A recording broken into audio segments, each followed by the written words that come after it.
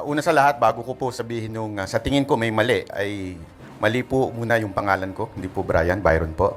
Pangalawang sa tingin kong mali ay yung tanong na kung sino ang dapat mas paniwalaan, ang mainstream media ba o ang mga influencer.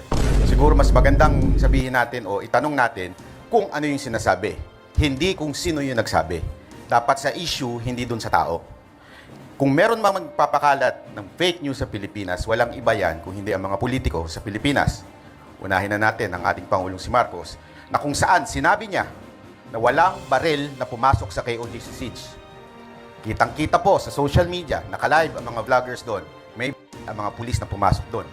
Ako po, naandun. Nakita ko ng aking mata na may dalang mahaba si Torre.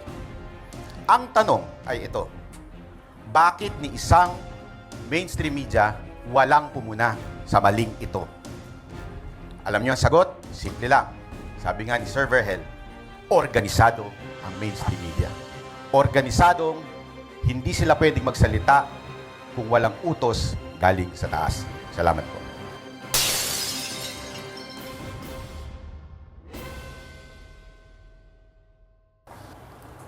Bago natin pakinggan si Lee Kuan Yew, alamin muna natin kung sino siya. Konteksto. Si Lee Kuan Yew, collaborationist ng panahon ng Hapon.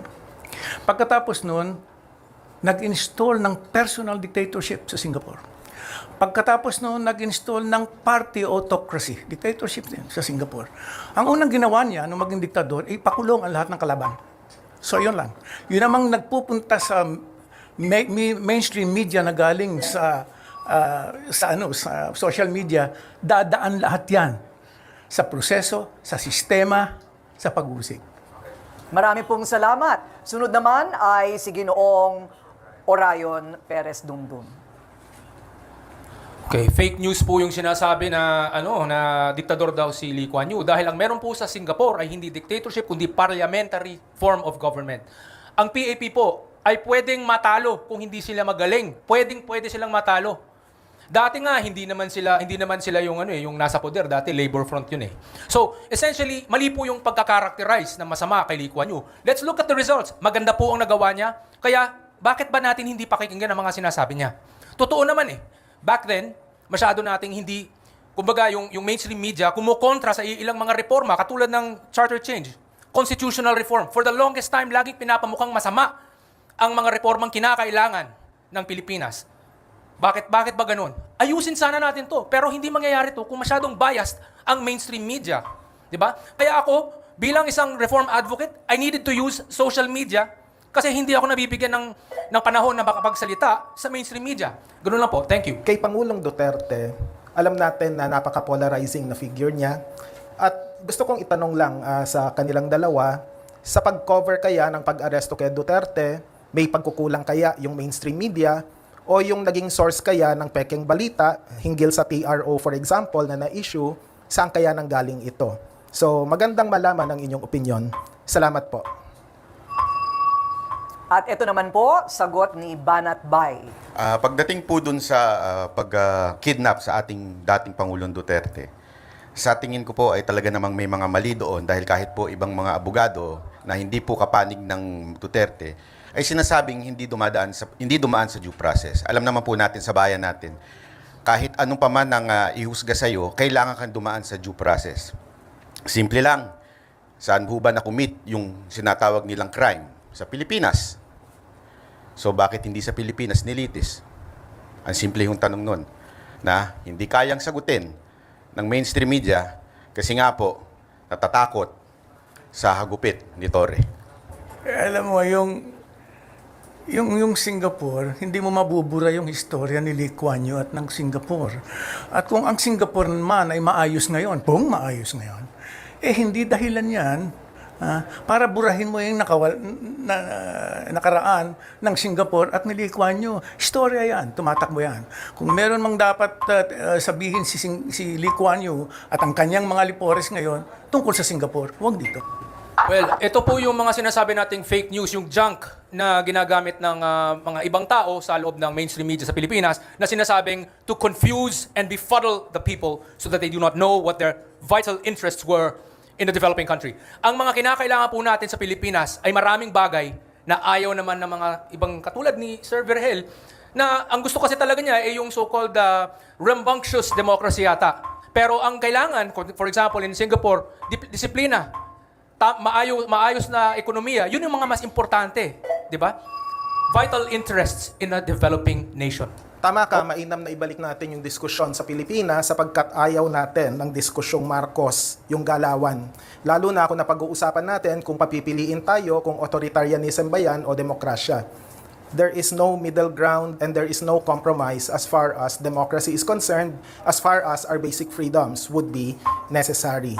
So mahalaga na isapuso natin ang ganitong klaseng mahalagang usapin dahil hindi lang kalayaan sa pamamahayag ito, kundi demokrasya. Salamat. Okay. Sandali, balik lang muna natin sa usapin ng fake news. Medyo naliligaw na ata tayo. Ito lang ang laging punto ng mga taga-mainstream media na wala daw nagpupulis sa social media. Ang tanong, hindi niyo po ba alam yon na meron nagpupulis sa social media? Simpleng tanong, sino po yung nagpupulis na tinutukoy ninyo para alam ng publiko? Go ahead. Kung ang bawat network, meron silang network, may mga boss, di ba, mga reporter, may boss. Ang social media ay meron ding tinatawag na community guidelines. Doon sa platform na pinagsusulatan nila. Una yon na nagpupuli sa kanila. Pag naglabas ka ng fake news, tatanggalin ka. Kaya nga meron tayong tinatawag na fact checker. Yun ang nagpupulis. Pangalawa, ang nagpupulis doon ay mismong batas ng Pilipinas. Kumpleto, sapat ang batas ng Pilipinas tungkol sa cyber, crime, libel at defamation. Sapat na po yun. Ibang usapin yung cybercrime sapagkat ito ay sumasagka sa batayang kalayaan, hindi lang ng mga periodista, kundi pati na rin ng ordinary citizens. Panahon pa ng Aves de Rapina ay talagang na-weaponize na po yung libel. Community guidelines, hindi po siya masyadong nasusunod. 13 anyos ka dapat para makapag-create ng Facebook account, pero kahit 9 years old ka lang o 10 years old, nangyayari po yan. Yung fact-checking na sinasabi ninyo sa Meta, at least, tinanggal na po yan, at least sa Estados Unidos, may commitment sila to retain it here, but we don't know what's gonna happen in the future. Nagkakamali po tayo kung iisipin natin ang the only way to police social media is through authorities doing so. Nangyayari din kasi po yan na merong agad-agad, mabilisang instantaneous na sagutan na nangyayari. Pag may isang taong nagsabi ng hindi totoo, may maraming taong lalabas dyan at magkasabi, mali po yan sinasabi niyan, ito po ang proof na mali. So, instantaneous. Similar po yan sa sitwasyon na dati, meron tayong mga letters to the editor. Ito, mas instantaneous, mas immediate ang reaction, ang feedback na nangyayari. Maraming salamat po. Ang nagpupulis, hindi batas. Ang nagpupulis-pulis. Kaya yung social media, walang nagpupulis na pulis dyan. Dahil iyan ay individual na diskarte. Yan ay kanya-kanya. Ang pagkakaiba niyan, sa mainstream media, may sistemang pinapasok sa social media. Kahit sa mainstream media, kahit kagaling sa social media, pag sumwitch ka sa mainstream media, dadaan ka dyan. Gusto ko lang din pong linawin na may sobrang dami na rin mga mainstream media outlets na may presensya sa mismong social media. So, nasa na nga ba talaga ang linya? Nasa na ba talaga ang delineation nito? Yun po yung tanong eh. So, kaya nga actually, mali po yata talaga ang proposisyon na ipagsabong yung dalawa dahil parehong may mga pagkakamali, pareho din may mga tama. Ang tanong, sino dapat pakinggan? Ang nagre-research? Ang naghahanap ng katotohanan? O yung hindi? Yun dapat ang tanong. Ang tinitingnan hindi yung media person. Ang tinitingnan ay kung yung taong yun ay dumadaan sa isang proseso, sa isang sistema, sa anang pagsusuri.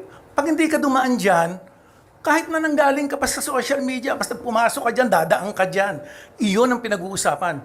Mga tuntunin, at mga palatuntunin, at saka mga standards. Yan ang pinag-uusapan.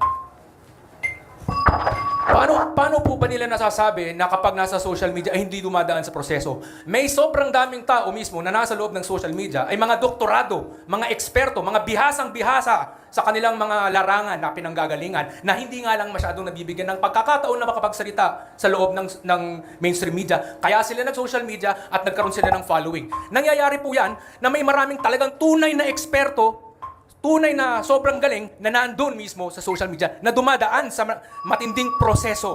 Okay? Maraming salamat po. Ibig sabihin, pag may masteral degree ka, meron kang doctoral degree, paniwalaan ka na. Hindi yan ang viral. Kaya may doctorate ka, kaya masteral degree ka, kung nandun ka sa mainstream media, dadaan ka sa isang proseso. Yun ang sinasabi ko. Ang pinag-uusapan dito, yung proseso, yung standards. Hindi po pwedeng ngayon, doktorado ka, pakinggan ka na namin. Hindi yan pinag-uusapan dito. Okay, pakinggan naman po na, Ginoong Banatbay, bago po tayo magpalit ng ating topic. Mukhang medyo naliligaw ata si Sir kasi parang ang sinasabi niya dito, yung proseso sundin at yung mga nagpupulis doon sa mainstream media. Ang tanong, hindi po ba nagkakamali yun? Ang lahat nagkakamali, pero mas malamang magkamali, walang proseso.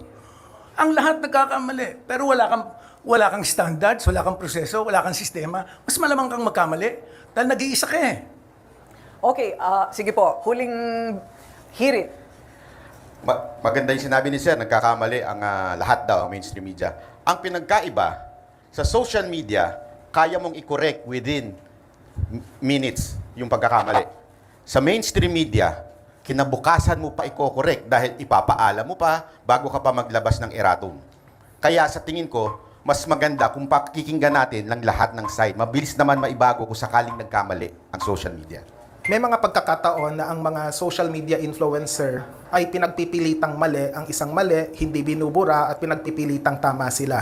At dito, makikita natin ang isang willful ignorance din with regard to how the media work. Ang mga social news media organizations, yung mga may Facebook, may Twitter, etc., mabilisan din yung pag-correct, lalo na kung kinakailangan ito. Siguro yung tinutukoy mo, yung mga magazine at mga dyaryo na kinabukasan pa o sa isang linggo pa makakapag-issue ng erratum. Isang salita lang, iba ang gatekeeping sa censorship. We go for gatekeeping.